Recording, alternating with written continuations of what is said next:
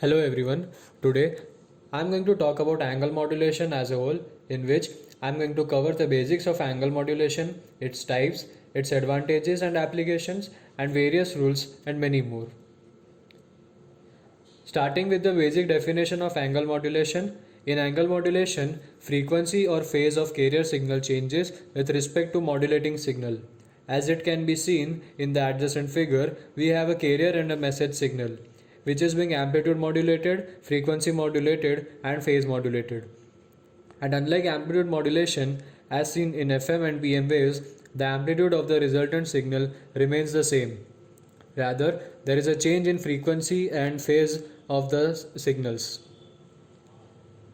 Angle modulation is divided into two parts as shown: frequency modulation and phase modulation. For our understanding, we have written the equations as given here. Yt equals to AC cos omega t plus phi in case of frequency modulation, and Yt equals to AC cos omega ct plus phi t in case of phase modulation. Now, in frequency modulation, as the term suggests, the frequency may be expressed as a function of the message signal mt, whereas in phase modulation, the phase may be expressed as a function of the message signal. As for the simplicity, we may express the frequency and phase as a function of the message signal, as shown. Now, we will see some advantages of angle modulation over amplitude modulation. But before we move further, here is an interesting fact. Edwin Armstrong, after whose name the Armstrong method was developed, is also known as the father of FM radio. Now, moving on to the advantages. Advantages of angle modulation. The major advantage of using FM against AM is the noise reduction capacity of the frequency modulation. Here, one can also see a noisy sine wave that has been generated manually by me on MATLAB. Now, let's cover some important points with respect to this advantage. In AM, once the signal has been contaminated by noise, the noise could not be removed. FM receivers can be fitted with amplitude limiters to remove amplitude variations caused by noise, making FM waves more immune to the noise. This is called FM thresholding. Also, the signal to noise ratio can be improved further by increasing the frequency deviation of FM signals. As we know that power is directly dependent upon the amplitude in case of waves, and as seen previously, the amplitude of FM and PM waves remains constant. Thus, there is a constant transmission of power and all the transmitted power is useful, thus making it more efficient. Keeping in mind all the advantages of angle modulation over amplitude modulation, let's move on to the applications of angle modulation.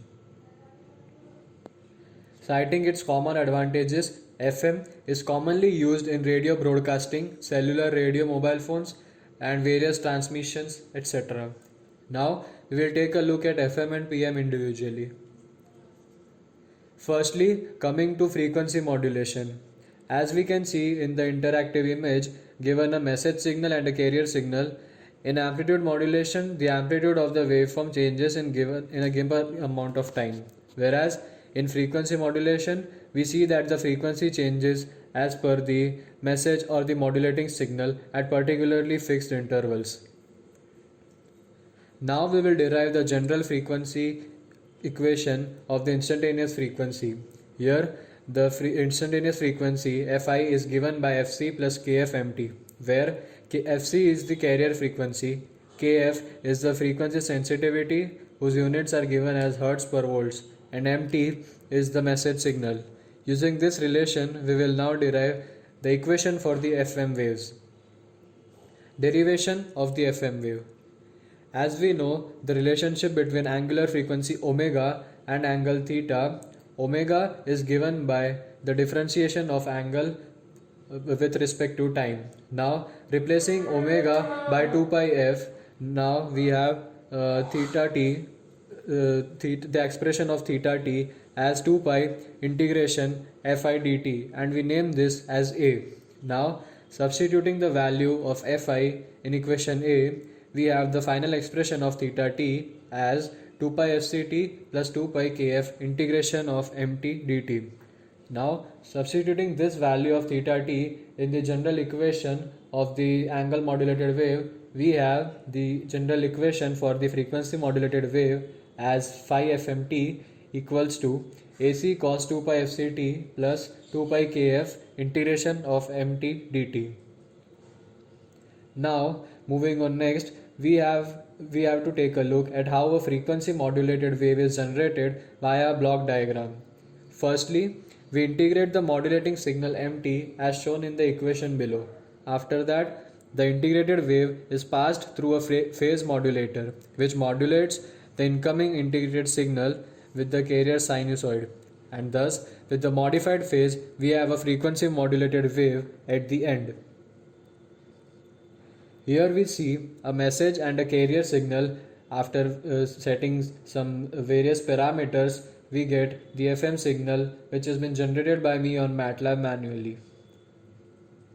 Now we will try to understand an important part of FM, which is frequency deviation. We have the modulated and the carrier signal as given here, and now substituting the value of mt, that is the message signal, in the equation of instantaneous frequency, we get the expression for instantaneous frequency as fc plus kfem into cos 2 pi fmt, where kfem is replaced by delta f, which is known as the frequency deviation. The maximum and minimum frequency deviation can be given by fc plus minus delta f. Now coming up with another important concept of FM, which is modulation index. We have the general equation of FM signal as given here. Now replacing the circled term, that is delta f upon fm, with mf, which is known as the modulation index. Mf, that is the modulation index, is the ratio of frequency deviation upon modulating frequency. Before moving to phase modulation, let's take a pause to appreciate and to gain knowledge about the battles of Edwin Armstrong's life. He spent much of his time in court defending himself and suing others over the primacy of his patents, as frequency modulation marked the end of the amplitude modulation, which came as a threat to him from various scientific societies. In 1954, after 5 years of legal battles about the FM patent, and after his wife left him in 1953, Armstrong committed suicide. Completing FM, we now move on phase modulation.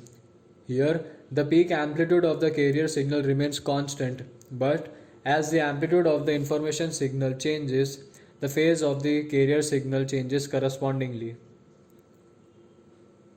Understanding phase modulation. The equation for phase, that is theta t, in PM modulation is given by theta t equals to 2 pi fct plus kf into xt.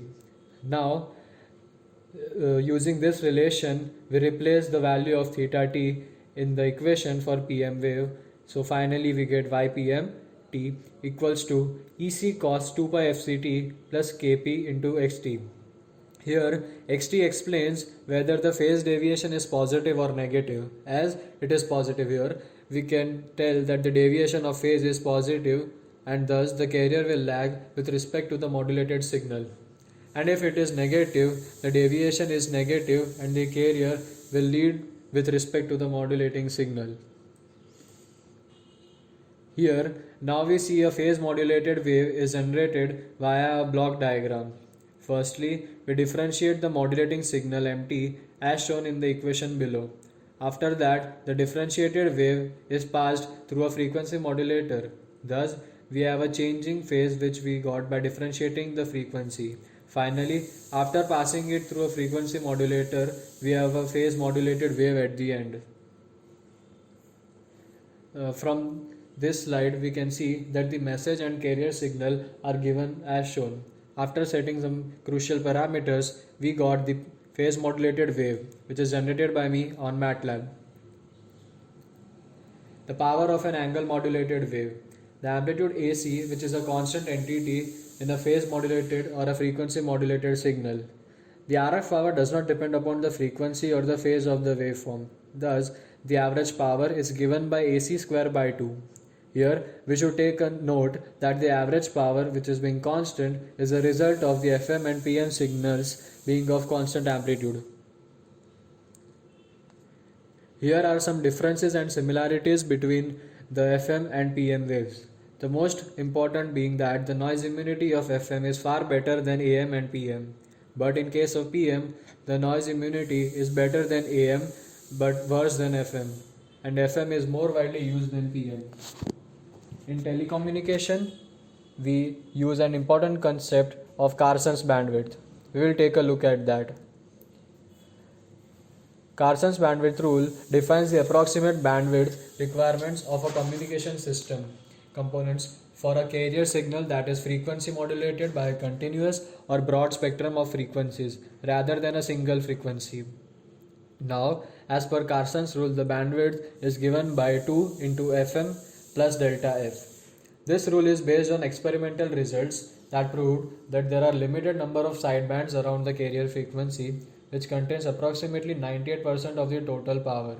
Thus, it is quite obvious that the bandwidth of an FM system can be reduced to a particularly feasible limit at the expense of 2% of the total power.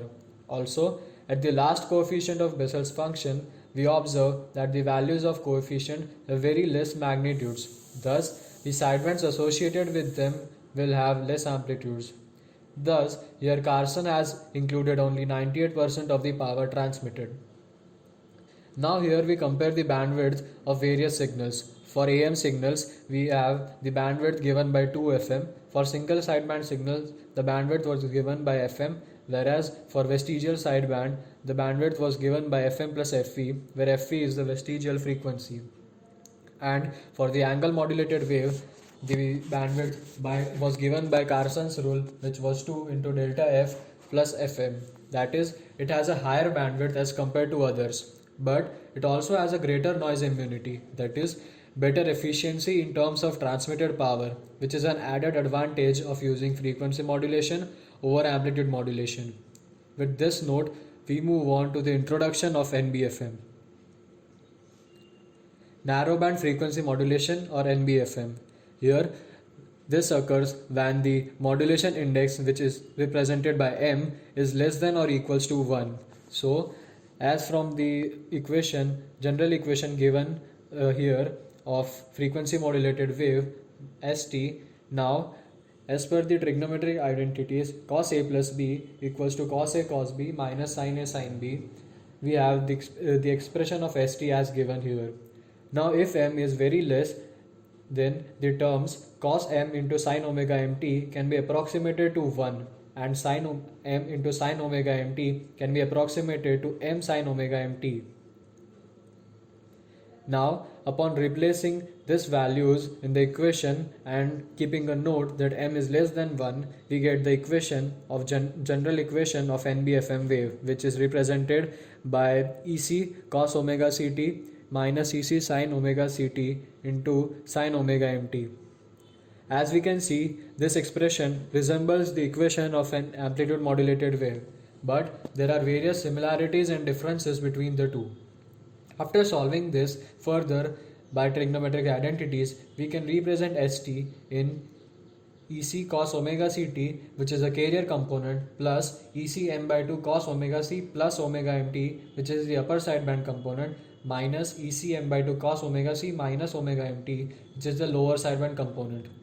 Here we see that LSB is out of phase with respect to USB, which is not in case for FM. That is, it will have a positive sign there. Both the NBFM and AM have the same modulated bandwidth 2B. Also, the amplitude of the LSB and USB is ECM by 2. Here we see a comparison between the NBFM and the WBFM waves.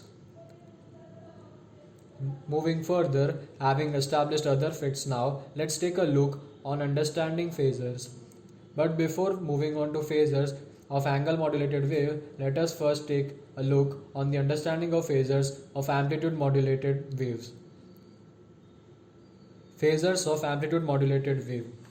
Firstly, we move in the direction of omega c, which is taken as the origin from the origin of length AC. Then, for the upper sideband, we need to draw a vector in the positive direction, that is anticlockwise direction. it is of magnitude ACMF by 2, where MF is the modulation index. Similarly, for the lower sideband, we draw a vector of ACMF by 2, where MF is the modulation index in the negative direction. Now, taking the resultant of the sidebands as shown and adding it with AC from the origin, we have the overall resultant of the amplitude modulated wave. Now we see the phasors of NBFM wave. Firstly, we move in the direction of omega c, which is taken as the origin of length AC. As shown in the first graph, we have V1 and V2 as two vectors originally at this position. After a short amount of time delta t, from the expression of NBFM wave, we have the components of omega c minus omega m, and omega c plus omega m. Here we should take a note that we are doing this analysis for odd coefficients. Now, the upper sideband, that is 1 with omega c plus omega m, moves in the anticlockwise direction, whereas the lower sideband moves in the negative direction. Here, as shown in the figure, by connecting the resultant vector from the origin to the resultant of both these sidebands, we get phi t, which is the resultant. Here we observe that the resultant of odd coefficient of Bessel function are perpendicular to the cos omega ct term. Phasors of NBFM wave in even Bessel function coefficients. Now we analyze the even coefficient with the same procedure as followed. As shown in the figure, we have two vectors v1 and v2 at the same position after a short amount of time delta t. As shown from the expression of NBFM wave, we have components of omega c minus 2 omega m and omega c plus 2 omega m. Now the upper side band, that is 1 with omega c plus 2 omega m, moves in the positive direction, that is anti-clockwise direction, whereas the lower side band moves in the clockwise direction. Here, as shown by connecting the resultant vector of both the side bands and the omega c component, which is parallel to the x-axis, we have phi t as the resultant. Here we observe that the resultant of even coefficients of Bessel function are parallel to the cos omega ct term.